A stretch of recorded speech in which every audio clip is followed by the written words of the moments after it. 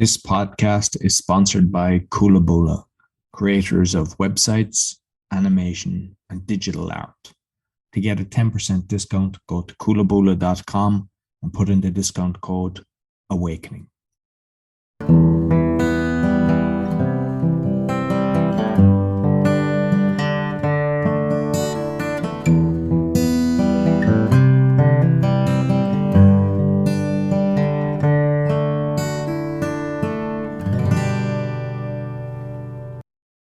Welcome to the Speaking Podcast. You can find all our episodes on speakingpodcast.com. We're also on BitChute and YouTube as Speaking Podcast.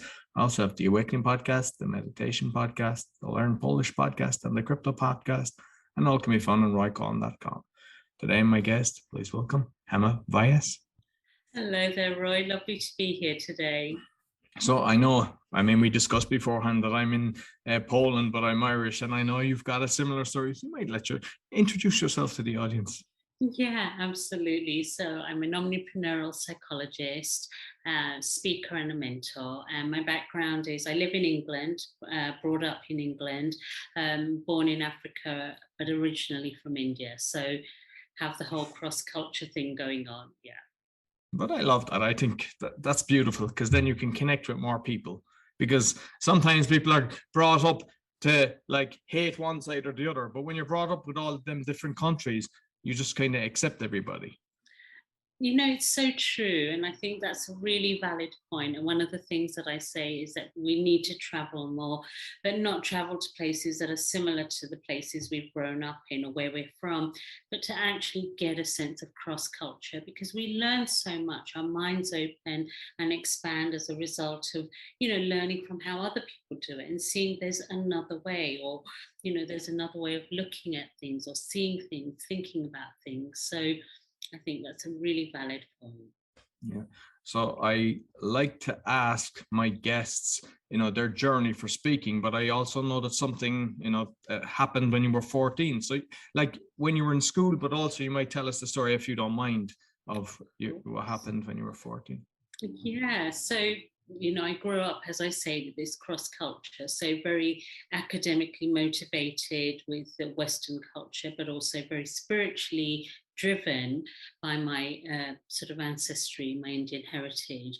And when I was 14 years old, quite, unplanned, I had an accident, had a car accident, and I had an out-of-body experience. Now, I've always grown up knowing and accepting that, we are not our bodies and that consciousness exists outside.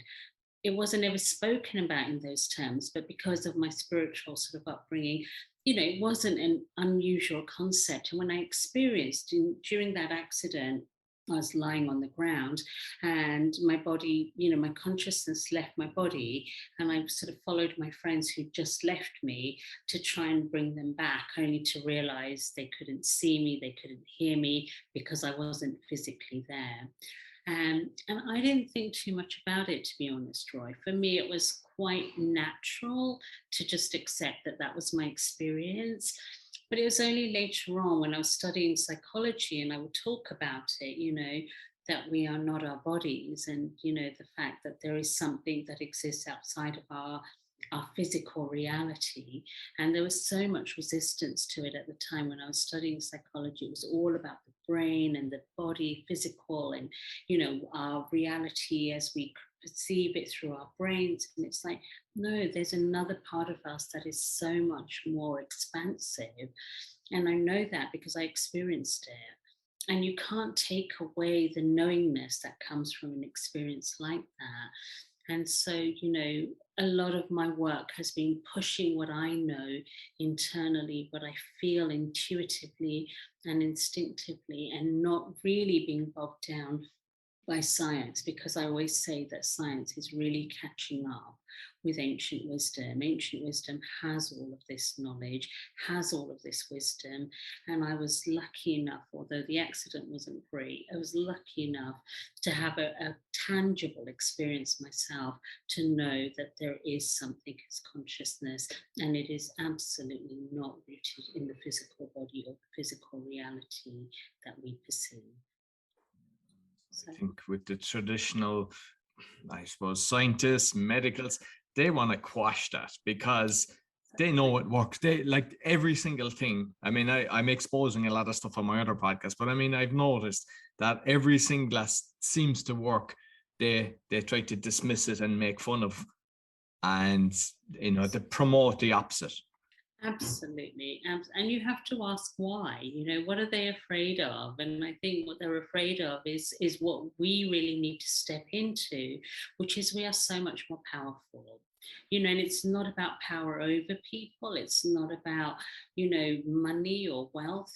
It's about really being incredibly, incredibly powerful human beings to be able to find our path to happiness and to be able to find our path to prosperity. We live in a world that has convinced us that we have to live in this linear world, that we have to do things from A to B to C. And if we're not doing that, we're not successful or we can't be happy. And the truth is that happiness is an inside job. And the truth is it comes from really tapping into our superpowers. And our superpowers exist, I believe, in our hearts. And when we can tap into our hearts through a number of tools that we can use, then I think we become, powerful forces in the world for happiness and for prosperity. So it's not about being powerful so that we can exert influence or exert our will over others, but to really be able to find that joy that is our birthright. Absolutely. And I think as well, like if you listen to a lot of these speakers and promoters, financial, they're basically telling you that 1 in 100 will be wealthy, 4 will be okay, but the rest won't. And instead of kind of saying, hey, the system is wrong and we're chasing the wrong thing, because I mean, I've noticed that once you have a change in your life, once something happens, I mean, I'm not saying it has to be as traumatic as getting hit by a car and what you've experienced, but I think when you go through something, you make a switch and then you realize what's important in life. And then you, like for me, it's spending time with my child, sitting down, eating together, just getting a cuddle off him, just playing football with him, and phoning parents and just being around all my friends and everything. It's no longer, it was. And I mean, that my thing was like getting financially hit through corruption. But looking back, going, it was the best thing that ever happened because I was trying to have loads of houses, loads of this, loads of that. For what? I mean, I am way more happier now. And I have met a lot of people because being a psychologist, like, obviously talking to a lot of people. But what I've noticed personally is once you open up to people, there's so many have the same, but they're afraid to actually put it out there. They're afraid to say what happened to them. And it makes, like, I think anyone that I know that seems to kind of be in flow, just kind of living a lot happier, not afraid, not accepting the fear of what's going on in the world. They're coming from a place of love, basically, has been a lot of the times the people that have had some sort of trauma. Absolutely. And, I think it's because the conditioning is so strong. It's all over the world now. It doesn't matter which part of the world you're from. There's such a strong conditioning that tells us what the path to, success is. And it's usually about wealth and it's usually about career success. And, purpose is defined by what you're doing as opposed to who you're being. And I think, we really need to have a big wake up call in order to say that's not who I am and it's not who I want to be. And like I say, for me it was really that sense of knowingness. And I think a lot of people believe that there's more to life, that it can't just be about the old conditioning or the way we've been brought up or what's been embedded in society, but they don't know how to break free from it, so they keep doing what they're doing. One of the things that I find, Roy, is that when I speak to people, a lot of people have dreams and they have beautiful dreams, that I think, God, if that, you brought that to life, it would be so amazing in the world. But they're terrified because they think they have to lose that level of success or that level of belonging in society in order to follow that dream. And they're often not willing to. And I say that, like you, having had that experience of going, yes, there is this financial success I can follow, or just being really happy with what really matters: love, connection, family, people. And that's really what it's about for me. But I think a lot of people struggle with it unless they've had some crisis, because it's one of those things that there's no turning back. Once you know something, once you've experienced something, there's no turning back. And that's what my experience did for me. After that, there was no turning back to fall in line with what other people thought, because I knew that I had an experience that stepped me outside of that sense of, belonging to that society that wanted me to see the world in a particular way, because I'd already seen something different. And, part of my job is to really help people to do that, to see that, when they shift their perspective without needing a crisis, that they can shift their reality and find, what genuinely makes you happy. And it's different for different people, so it's not to say that one shoe fits all, because it really doesn't. But it's so important for people to find what makes them happy, what makes them feel genuinely successful, but ultimately what makes them feel connected. And it's the disconnect that I think is causing the unhappiness, the fear, the sense of lack, and all the things that we're sort of fighting in the external world. It comes from a disconnect with themselves, with their hearts. And so it's so important to come back to that space. Absolutely.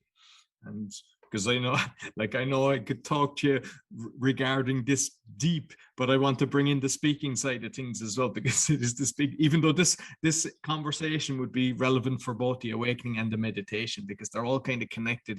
And to be honest with you, with all the evil that I'm seeing at the moment, I mean, it's when you go deep, when you really know what's going on, it's kind of like, it can we have the empathy? Can we show the love? What's the way? I'd love to know your thoughts on that, because there's people out there, there's loads of people complaining on what's going on. They're all spreading the information, and I'm kind of more of a solutions guy, because Grant, let's all complain, but what yeah, we still the exact same tomorrow. But do we show compassion to these people, or can they be changed? Because I mean, I know that some of them have been abused even in the belly, as a it's really, so I'm wondering, is it possible to change? Because I know that it's not their fault, and I we have to come from compassion, because if it wasn't their fault and they've been tortured to become this person that's switches away from empathy, just is emotionless, why should we because a lot of people are saying let's hang them from a tree, but the reality is it's not it's like, I always look at it, the baby. You give unconditional love to a baby, but if you abuse that, is that the baby's fault, who then becomes the adult who's now doing the terrible things around the world? Absolutely. I think there are two things here, so I'd love to share with you, and let the conversation flow organically. I'm sure we can talk about speaking another time, but my feeling is very much that it depends on how innocent they are. And I think that not everybody is innocent. There are those people who are absolutely innocent and hypnotized into believing something, thinking, that age-old thing of, they think they're doing it for the greater good. And what does that really mean, and what does it look like? And those innocent people, absolutely we need empathy, absolutely we need compassion. But I would also say that for me, love is very much about being real. Love isn't about just pure unconditional love, acceptance and kindness and forgiveness. For me, love is really about being real and being powerful and calling it. Because if we don't call it, then this is going to continue. And so for me, it's absolutely not about hanging them from the trees or anything. I think it's about becoming stronger, becoming more powerful. They only have influence over us because we've given it to them. We've given them the power to say, I don't know who I am. I don't know what I want. I don't know what I need. I'm going to trust you with all the information to decide what's right for me. And we need to stop and say no. We need to stop and say, it's not about the information, because with every one story you get saying one thing, you get another story saying the opposite thing. So for me, it's about coming back to the heart. And that's why I'm so passionate about my speaking. I want people to recognize that we need to step into our hearts. It's when we come into our hearts, we know what's true. Most people I speak to, I'm really interested as to why they can see through what's happening in the world, and they can see through it from my perspective because they're tuning into themselves. They're tuning out all the extreme information, because there's those people extreme one side and those extreme the other side. And I think, where is the truth? And the truth is somewhere within us. And it's really about coming back to that space. And so if we become stronger and we say we know what is true for us, and we know when a situation doesn't feel right, and we know when a situation does feel right, we know when something resonates with us as a truth, and we know when something doesn't resonate as a truth, then we are going to be able to peacefully, lovingly overcome whatever influence they have over us. The only thing that keeps anything that is evil or untrue or bad in the world, the only thing that keeps it is a shadow. And so when we are denying our truth, we live in a world that is denying the truth. And so it's about coming back to our truth. So with what's happening in the world, what's our truth with it? What's your truth? What's my truth? For me, what is true is that, nature is far more powerful, and my own body is more powerful than anything anybody else can give me. And so therefore I want to allow my body to figure out how to deal with whatever's coming at me, whether it's a virus, whether it's, things happening in the world, the toxicity. I want to be able to tune into my own body and my own truth and follow that. And I encourage everyone to do the same thing. It's not about fighting an enemy. It's about finding your truth. And when we find that truth, then that enemy within dies. And when the enemy within dies, there is no external projection of an enemy outside of us. And so that's really where I go with all of this. Beautiful. And like with what's going on, because I look at I think it was The Wheel of Fortune was a book that I read years ago, and it was written by a Dr. Wrench, and it was kind of studying who lived the longest. I think they were in the Himalayas, and basically, obviously, they had nothing, no toxicity, and just crop rotation and everything, and they were living to over 100.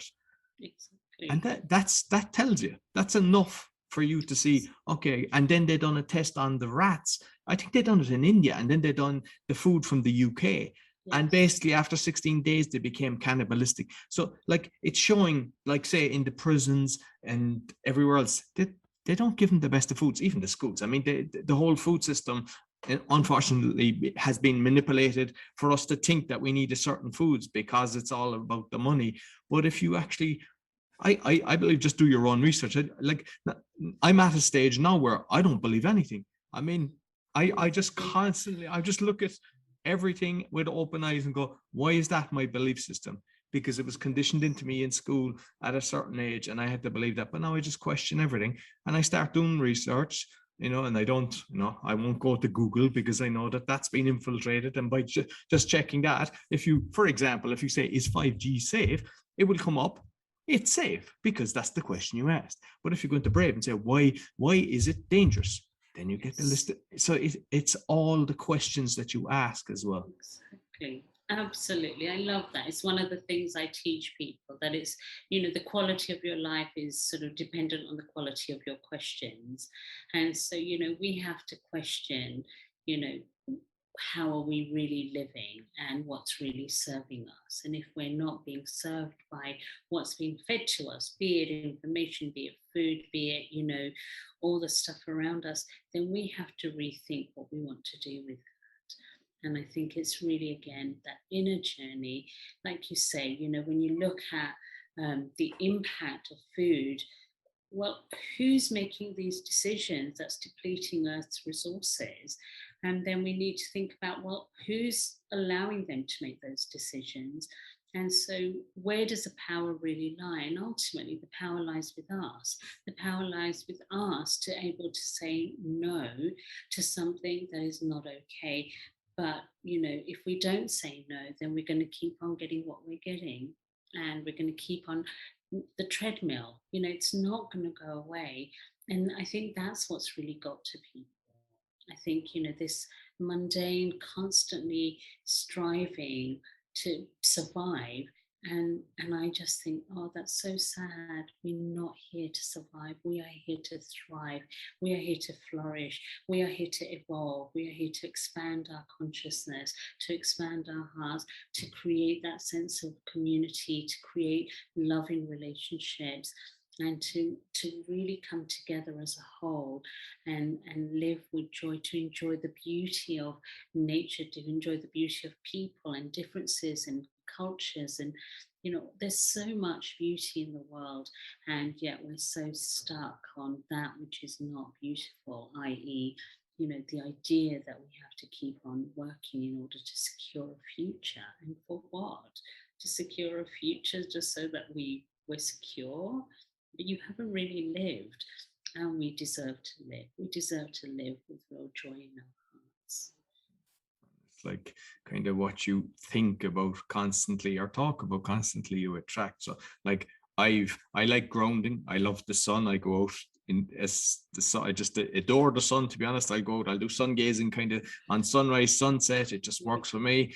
Like I love it with the butterflies, everything. I'm just paying attention. I'm present. I'm just constantly, I look at a bee, I look at them land on the flower, and I just enjoy every little thing like that. Whereas if you start going on the opposite end, whereas you're watching, say, the corrupt media channels, and you're just, first of all, some people, that's the first thing that they do. They turn it on.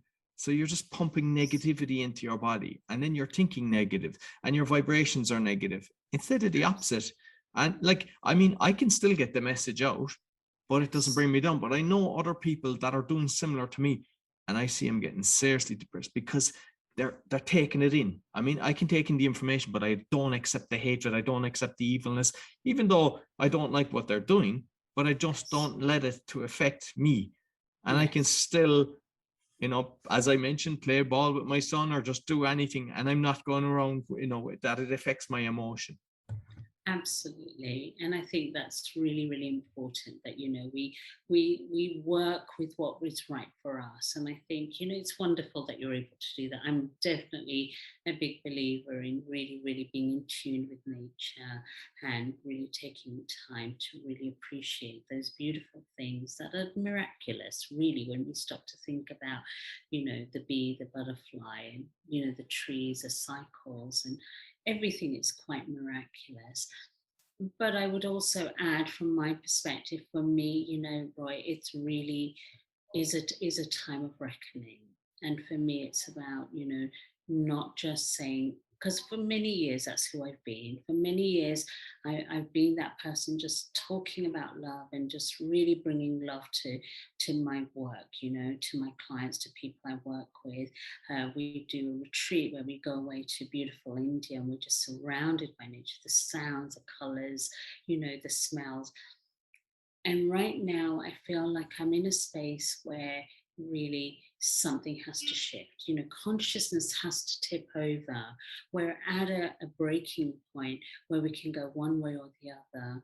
And so for me, it's really about being engaged with what is happening, but from a space of love, but real love, as I explained, that real love that calls it out. I'm very happy to speak to people and get people thinking about what's really happening, just to open their minds. I'm not here to change anybody's mind about what they think or feel, but I'm here to say, listen, if we don't stand up for our human rights, then, we are at risk of losing them. And, it's our God-given right. It is our universal right to be free, to pursue, a life in accordance with what is right for us. And I don't think that any government or any, medical person who has one opinion, has the right to dictate anything to anybody. because, that's just one opinion. There are millions of people with millions of variations of opinions on the one thing. And so, if we give in to a world where we don't have a right to speak up, where we are censored, where, as you rightly said, you go to Google, you can't trust, what information is coming up, because they're deciding. There are billions of posts on something, but they decide what comes up first. They decide what's right, what's acceptable, what's not. Look at the censorship. How dare they? We should be able to have freedom of information and then make up our own minds as to what is right for us. But also to recognize that anytime they have to coerce in this way and create so much fear and propaganda, something's not right. Because if it was really, really that bad, there would be no need for fear and propaganda. The truth would speak for itself. And that's what I always say, the truth speaks for itself. And so, anybody who is against what I'm saying, just listen to your own heart and find what is true. Don't listen to what somebody else is telling you. Do your own research. Look at the people we've entrusted with our lives and look at their history. That's all I'm going to say. And not what's been censored. Look at the real history, because history speaks for itself.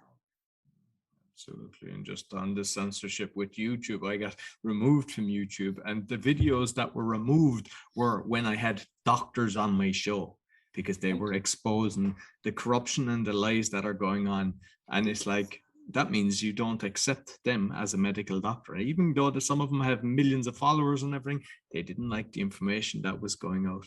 But that, like, you can look at that both ways, because I know that something, and this is kind of like, because the broad audience, because to be honest, I feel like I put this out on the 3 of the podcast because I think it's so relevant and I want to make change as well. And I know you're coming from the right place, because I believe it is from the heart, because that's the one thing that they can't tolerate. That's the one thing that they can't. You have them with the love. That's something. Absolutely. It's the one thing that, because we can connect with everything. We're all connected. And once you see that, once you understand that, then you kind of get strength from it. And then you also attract people of the same, and you kind of, you're able to build on that. And, I think that makes a huge difference. Absolutely. Absolutely. And that's why we need to start having hearts beating as one. When we clear our own hearts of all the debris, when we clear our hearts of all the conditioning and all the things we've been fed, and, because, if you get told something enough times, it goes into your brain for sure. Your heart rejects it, which is why there's conflict, which is why there's so much increase in anxiety and depression and medication and need for, things to sort of self-medicate, because the heart cannot cope with that which is not true. The mind will accept it, and the mind will fight to hold on to that, because that's how deep the conditioning goes. But you're right, the hearts know the truth, and when the heart knows that it is connected to your heart that is also speaking the language of truth and love, and every other heart that is speaking the language of truth and love, then absolutely we become incredibly powerful, but without giving away any part of ourselves, but uniting from a space and place of love, and uniting from a space and place of acceptance, because I can accept, who you are. You're, from an Irish background, living in Poland, and a man, and, and I'm Indian, and I'm a woman, and I'm, living in England. But, when our hearts beat truth, then our hearts are connected and we become one. And so you are individual, I am individual, but we become collective. And that's what we need. We need the world to unite from that space and place of love, to become the collective heart that says no to tyranny, to corruption, to wrongdoing, to trying to control us. And and that's what censorship is. Never in our history have we had that. There's always been different views of how to treat cancer or heart disease or whatever it might be. A doctor has never, ever been censored for speaking what they think is medically possible, truthful, accurate, whatever it might be. So the fact that they're doing it now has to wake people up. There is a bigger agenda. It just has to wake people up, because why else would you be doing that? Why else would they have all these ducks in a row to make sure that this didn't happen? I mean, this is long time planning, right? No, it is. This is not something that happened overnight. No. There's actually hundreds of years. If you go back, it's strange to kind of think how this can be so orchestrated, but it is. And even like say from the heart and your emotions, your frequency, like the medical industry has been infiltrated, that it pumps all the medication. So people go in and they go, oh, you've got cholesterol, you need these tablets. They want the patient for life, which in time reduces your frequencies because it's full of toxins. Whereas the reality is, if you do have something, there are so many plants out there that will cure you. And they've quashed them. I know loads of people, they've kicked their websites being shut down and everything, and they've got way better success rates. And even if you look at like say the Spooky 2 frequency machine, like that helps people with cancer and everything else, yet it's all quashed. And you seem like the crazy person by telling people, listen, there is massive results from this, instead of going through chemotherapy, which is poisoning people as well. But they're going down that route, which unfortunately, but I think just to be aware of these things, because I'm having conversations with even people that I grew up with, like say a friend recently, his father cancer, and I was telling him all the different things, but they've been so conditioned they don't even want to listen. They just assume you're wrong. Absolutely. And it's a shame, because with a lot of people, the results from say the chemo option versus the alternatives, which we know work, there's no comparison. It's not like it's tiny. It's like 5% versus 95%. Well, absolutely. But also, they've squashed, where it originates from. There was a time when, I'm sure that the body has an ability to attack itself in that way, but it's doing it a lot more frequently, and it's doing it with all sorts of people, all ages, all backgrounds. You have to ask why. Where's it coming from?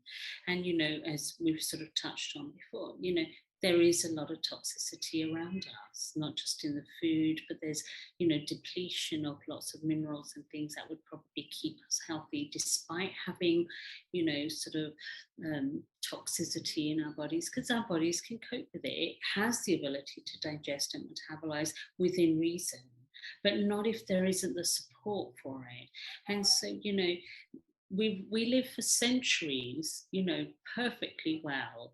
And then all of a sudden, sort of man became very, very arrogant and thought that it knew better. Science became a thing. And all of a sudden, our kind of quality of life and quantity of life has definitely deteriorated in many ways. And I think people need to own up to that. Like you say, in India, there are people who live to a young, old, healthy age and die of a natural cause in certain parts. Of course, not everywhere, because everywhere toxicity is afoot now. But where people are living simply, there's a natural flowing life, and there's enough in nature to sustain us to be healthy and well. Like you say, plant medicine. There's lots of things that for every illness, every disease, every problem, there is a solution, there is a plant, there is something in nature that exists to combat that problem, and we just have to find it. And and that's not to say that there haven't been some medical amazing technology. Absolutely there is, Roy, because I do appreciate there is so much that does help, and you're really, really in the thick of it.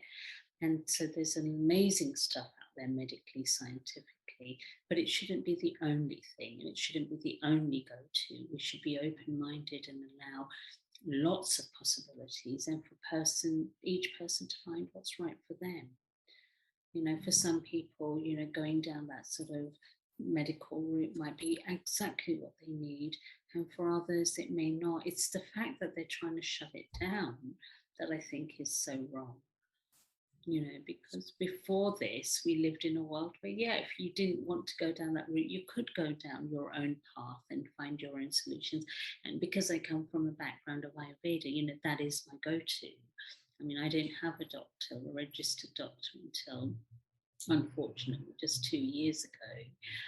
And only had a problem with my ear that wasn't going away, and he didn't solve the problem. So, but I thought I'd better go and check it out just in case. And but it's not something I've ever sort of really believed in, and that's my right. And I'm not saying that's for everybody. And that's what it comes back to, right? Is that each individual should have a right to decide for themselves, or of course, make decisions for family and loved ones, depending on age, etc. But each person should have that right.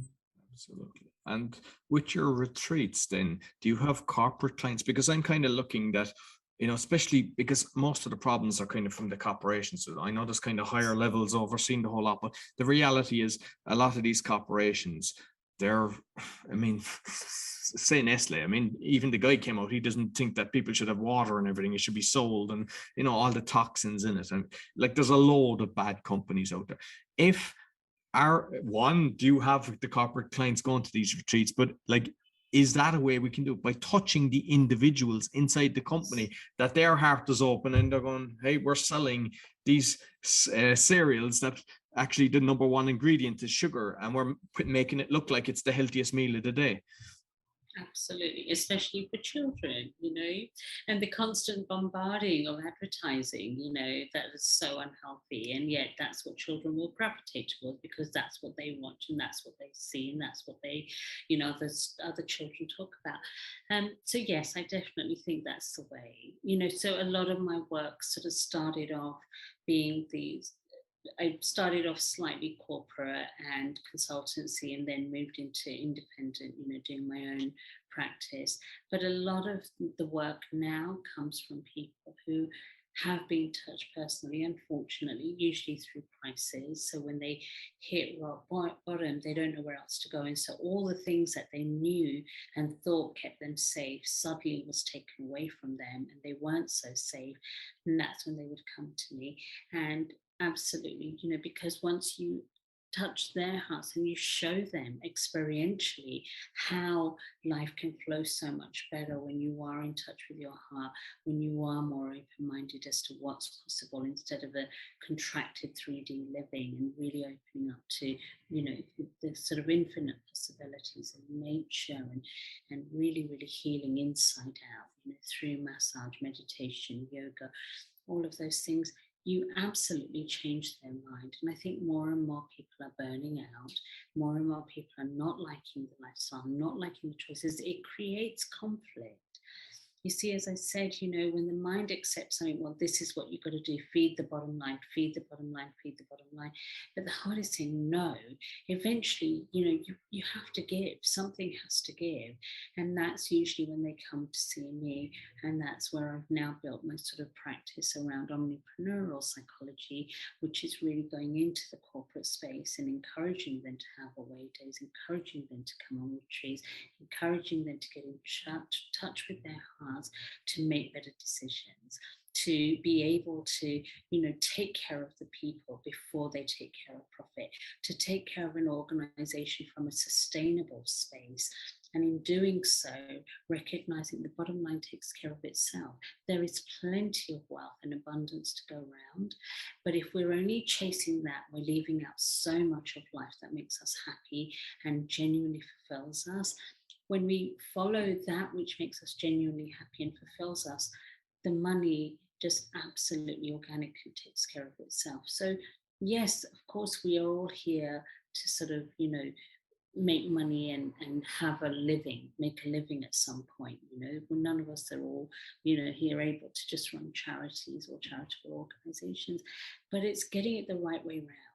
It's turning it on its head and taking care of the people, taking care of the planet, taking care of a need for meaning and a need for purpose, which then allows, the abundance to flow. And the more they experience it, the more they see it in their lives, and they go, this really works.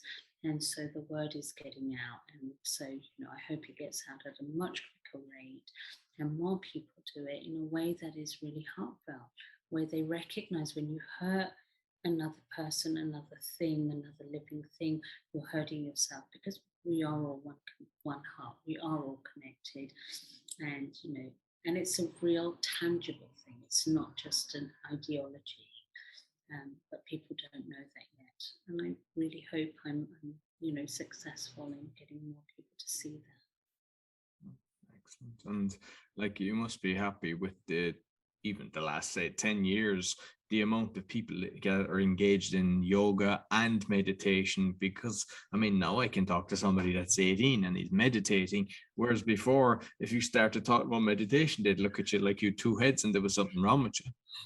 Absolutely. That was certainly my experience when I would talk about it, and that's when I realized that there were certain sort of high level leaders who are really interested but would never say it in the corporate space.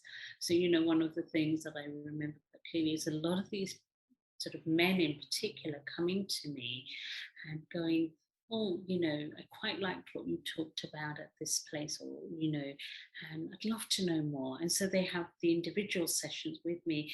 They were really curious.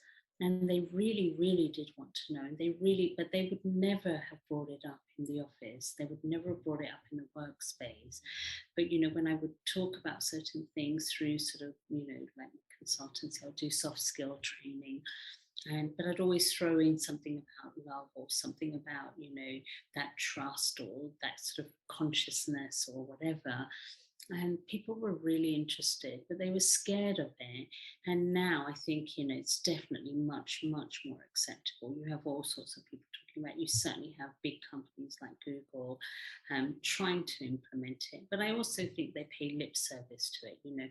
There is giving people, meditation as a thing, i.e. a space to go and just be quiet. And then there's teaching them the art of meditation. And, there is an art to meditation, and it is absolutely so, so powerful that it can really, really change the quality of your life immensely. But I don't think that's what a majority of people understand. Majority of people think of meditation either at crisis point to sort of really do a deep dive into themselves, or as a way of just slowing themselves down a little bit. And I think, God, it's so much more than that. It's such a creative power. It's such a, innovative power. It's such a truthful experience. When we really deeply meditate, we connect with truth. We connect with that inner power. We connect with authenticity. We connect with creativity, and so many beautiful things come out of it. I don't think people really understand just what a powerful tool it is. No, definitely. And what kind of meditation do you do? Do you do different types? What's the one that you prefer to do? Yeah, so I teach the real importance of silent meditation and how to achieve that state of silent meditation. Really, for me, it's about listening to the heart. So silent meditation is really about not slowing down your thoughts or shutting them off, but listening to really what your heart has to say, as opposed to what your head has to say. So I do teach that particular meditation, but I also teach this other meditation for those people who are very, very active in their mind and have, a great ability to imagine. And it's a meditation called the art of fantasy, which is how do we use, meditation and imagination to create something new, to create a new vision, a new possibility, and solutions to problems that you may not know how to solve, because you cannot solve a problem at the level of thinking they're created. Oh, excellent. And finally, like when you're doing, say, like a workshop, then have you found, or whether it's a retreat, have you found that when there's more people that are, let's say, awake or more in tune with their heart, that it's easier for the other people then to kind of realize and make the shift as opposed to going into a room that they're all, they don't believe in anything. Absolutely. You only need one person to really, really believe. And you see, I genuinely believe, Roy, that a lot of people believe. They're just afraid to say it, or they're afraid to explore it. Because to really, really believe, if you don't believe at all, it takes time and energy. You have to really think about things, and you have to step out of what you know and step into the kind of fear of uncertainty to explore what might be possible. But my experience has definitely been, I've definitely had people come along to my workshops or my retreats or come to see me going, well, I'm not going to be interested in the meditation, and I'm not going to be interested in this, the chanting or doing all of these things. I'm just going to come along and have a bit of a holiday and maybe listen to a little bit of Hema's teachings or whatever. And then by the end of it, they are such diehard believers, by the end of it, because, when they're there, they let go of the conditioning. And that's why I love the retreat space, because it means they're away from their everyday life. And when they're away from their everyday life, the heart has the ability to expand and open up to possibilities. And so that's what I really, really encourage. But I genuinely think that a lot of people would like to believe in something else. They just don't know how to get there. And I certainly hope that, my teachings and the way I express it using real life, as an example, that they really get it, begin to see the possibilities and believe in. So, Hema, you may tell us how people can get in contact with you. Yeah, that would be lovely. So I have a website, hemavyas.com. So just HEMAVYAS, hemavyas.com. And we also have a community, which is Heart Renaissance. So if they go to the website, they can connect to the community. It's a free community where, I put all my talks and meditations and various resources that people can tap into. Yeah, excellent. And I'll make sure that I'll put it on the podcast description as well as the videos. So thank you very much. Really enjoyed the conversation. I did too. Thank you so much for giving me the space to air some of my truth around everything. Thank you, Roy. So that's all for the speaking podcast. And I'll also say that's all for the meditation podcast and the awakening podcast, because it's the first time I'm actually going to put this on the 3 podcasts, because I believe the message is so important. So you can find all the episodes on speakingpodcast.com. We're also on BitChute and YouTube, and all my podcasts are on roycollin.com. Be sure to give us a thumbs up, 5-star rating, share with your friends, especially this episode. Until next week, take care. This podcast is sponsored by Kulabula, creators of websites, animation, and digital art. To get a 10% discount, go to kulabula.com and put in the discount code AWAKENING.